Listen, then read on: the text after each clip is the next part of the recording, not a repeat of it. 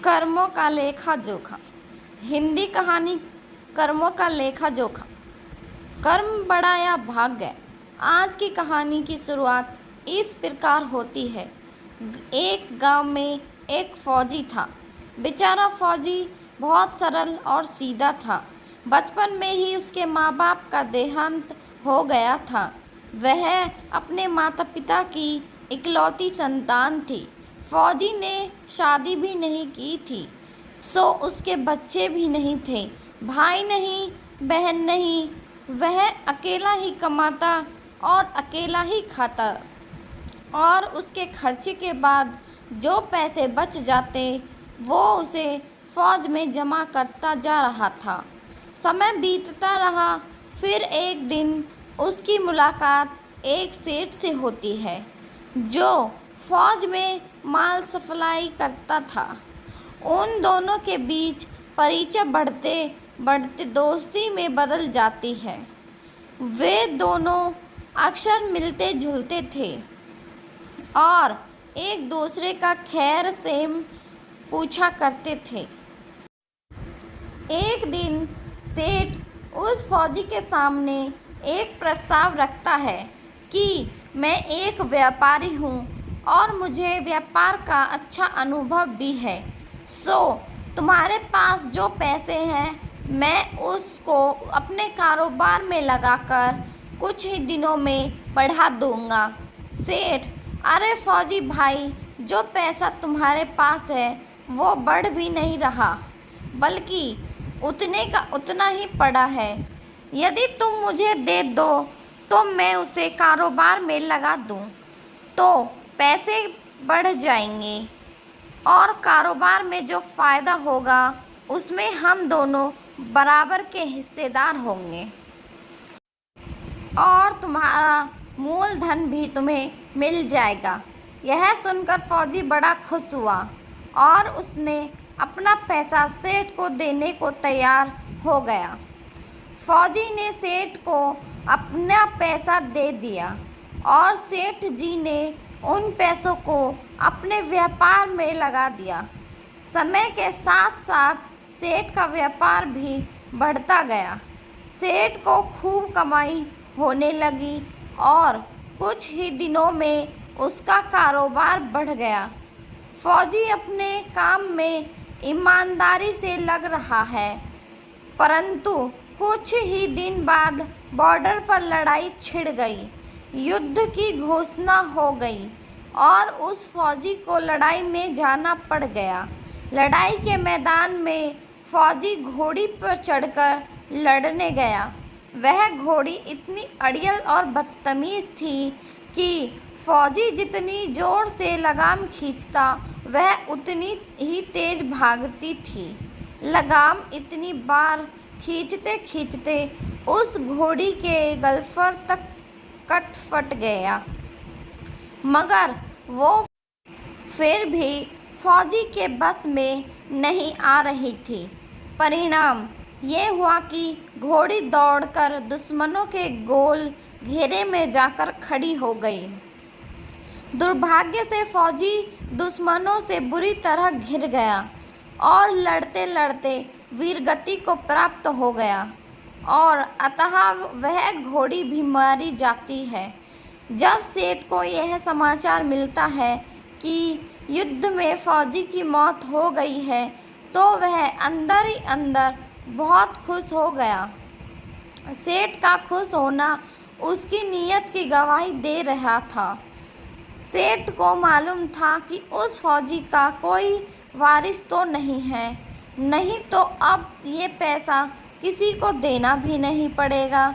सेठ मन ही मन ये सोचकर बहुत खुश हुआ कि अब मेरे पास पैसा हो गया, मेरा बिजनेस भी चमक गया, अब पैसा लेने वाला कोई भी नहीं रहा।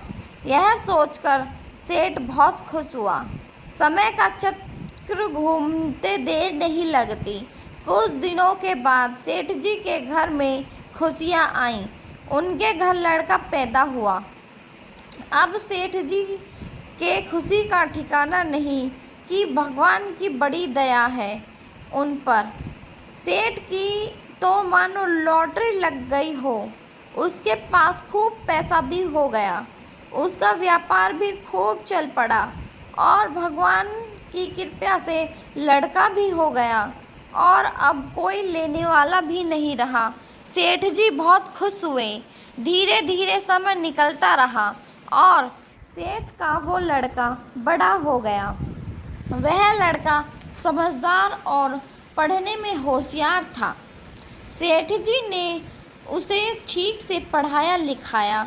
जब वह लड़का पढ़ लिख कर बड़ा हो गया तो सेठ ने सोचा कि अब ये मेरा कारोबार संभाल लेगा।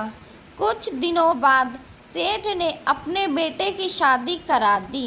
शादी करते ही उनके घर में बहू रानी आ गई। अब सेठ ने सोचा कि चलो बेटे की शादी हो गई, अब कारोबार संभाल लेगा।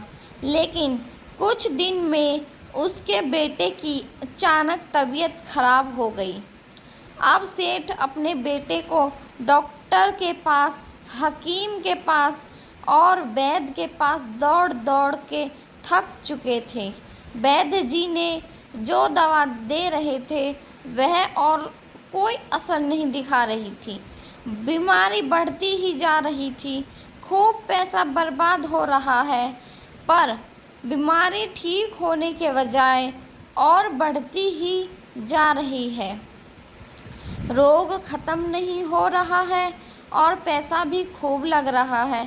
अंत में डॉक्टर ने भी हार मान ली और कह दिया कि मर्ज लाइलाज हो गया है, इसको कोई असाध्य रोग हो गया है और तुम्हारा ये बच्चा 2 दिन में मर जाएगा।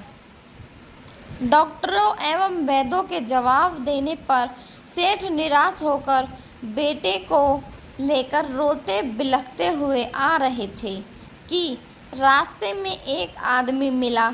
उसने कहा, सेठ जी क्या हुआ, बहुत दुखी लग रहे हो, क्या बात है? सेठ ने कहा, ये हमारा बेटा है, ये अब जवान है। हमने सोचा था कि हमारे बुढ़ापे की लाठी बनकर मदद करेगा, पर अब ये बीमार हो गया है। बीमार होते ही हमने उसके इलाज के लिए खूब पैसा खर्च किया। जिसने जितना मांगा उतना दिया, लेकिन आज डॉक्टरों ने जवाब दे दिया, अब ये नहीं बचेगा।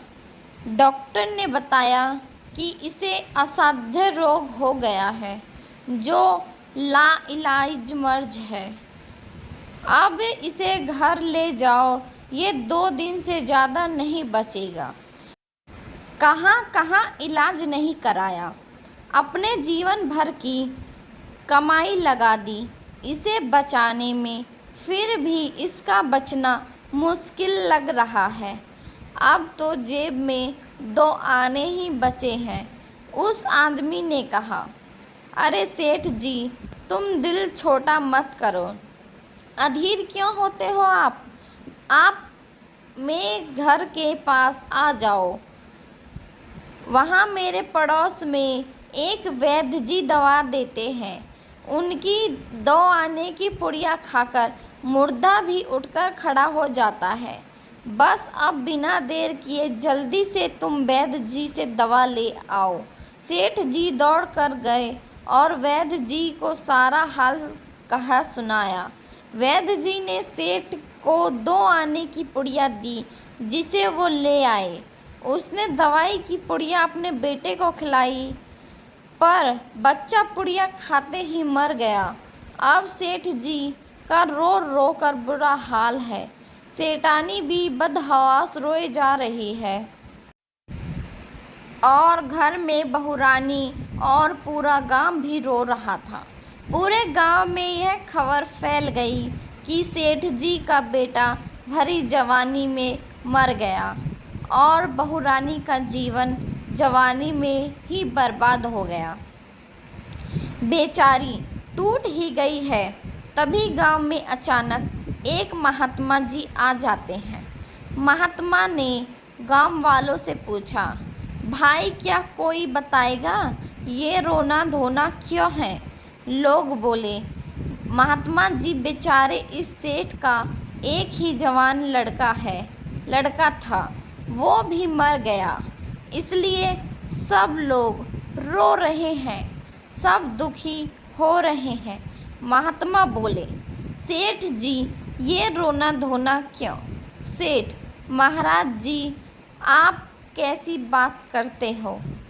जिसका जवान बेटा मर जाए वो रोएगा नहीं तो भला क्या करेगा? महात्मा बोले, तो आपको क्यों रोना आ रहा है? सेठ बोला, महाराज मेरा बेटा मरा तो और किसको रोना आएगा? महात्मा, उस दिन तो तुम बड़े खुश हो रहे थे। सेठ, सेठ मैं किस दिन खुश हो रहा था? ये आप क्या कह रहे हो? महात्मा, तुम्हारे फौजी ने जिस दिन तुम्हें पैसा दिया था। सेठ, हाँ, कारोबार में उसे पैसा लिया था तो खुशी थी।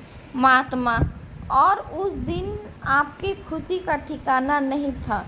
सेठ जी, सेठ किस दिन की बात कर रहे हैं आप?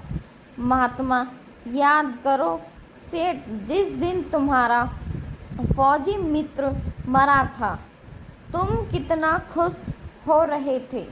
अरे जिस दिन फौजी मर गया तुमने तो सोचा कि अब क्या, वो तो मर गया, पैसा भी नहीं देना पड़ेगा, तुम्हारे पास माल भी बहुत हो गया, कारोबार भी खूब चमक गया और किसी को अब कुछ देना भी नहीं पड़ेगा। ये सोचकर बहुत खुश थे तुम, क्यों सेठ? लज्जा से सिर झुकाते हुए, हाँ महाराज ये सच है, मैं खुश तो था। महात्मा, और उस दिन तो तुम्हारी खुशी का ठिकाना ना था। सेठ, पता नहीं कितनी मिठाइयाँ बांटी थी तुमने। सेठ, किस दिन? महात्मा, अरे सेठ जी जिस दिन तुम्हारा लड़का पैदा हुआ था। सेठ, महाराज इसमें गलत क्या है? लड़का पैदा होता है तो खुशी कौन नहीं मनाता? मैं भी खुश हो गया तो क्या बात हो गई? महात्मा, उस दिन तो खुशी से आपके पैर जमीन पर नहीं पड़ रहे थे। सेठ, महाराज किस दिन? महात्मा, अरे जिस दिन तुम अपना बेटा बिहाने जा रहे थे। सेठ, महाराज भला बेटा बिहाने जाता कौन खुश नहीं होता? हर आदमी खुश होता है, तो मैं भी खुश था। महात्मा, जब इतनी बार खुश हो गए सेठ, तो जरा सी बात के लिए रो क्यों रहे हो? सेठ, महाराज ये आपको जरा सी बात लगती है? मेरा जवान बेटा मर गया, ये जरा सी बात है क्या? महात्मा, अरे सेठ जी शायद तुम अब भी नहीं समझे, वही तुम्हारा फौजी दोस्त अपना पैसा लेने के लिए तुम्हारे घर बेटा बनकर आ गया। उसकी पढ़ाई लिखाई में, खाने में, पहनने में और उसके शौक श्रृंगार में जितना धन लगाया था तुमने, और उसके शादी ब्याह में कुछ लग गया और बचा खुचा ब्याज दर लगाकर उसने डॉक्टरों को दिलवा दिया। अब जब तुम्हारी जेब में मात्र 2 आने पैसे बच गए, वो भी वैद्य जी को दिलवा दिए। 2 पैसे की पुड़िया खाकर चल दिया। अब कर्मों का लेन देन पूरा हुआ, जैसी करनी वैसी भरनी। सेठ ने कहा, महाराज हमारे साथ तो कर्मों का लेन देन था, चलो मान लिया, हमारे साथ तो जो हुआ सो हुआ, लेकिन वो हमारी जवान बहू रानी घर में तड़प रही है, बेसुध रो रही है। भरी जवानी में उसको धोखा देकर विधवा बनाकर चला गया। उसका क्या जुर्म था महाराज कि उसके साथ ऐसा गुनाह किया? महात्मा बोले, यह वही घोड़ी है जिसने जंग में उसको धोखा दिया था। भरी जवानी में उसको उस घोड़ी की वजह से धोखा मिला और वो मारा गया। इसने भी जवानी में उसको धोखा दे दिया। हमारे जीवन में कुछ भी हो रहा है वो सब हमारे कर्मों का लेखा जोखा है, जिसका हिसाब किताब एक दिन तो करना ही पड़ता है। इसलिए हमें कभी किसी का बुरा नहीं करना चाहिए, सबके साथ प्रेम ईमानदारी के साथ रहना चाहिए।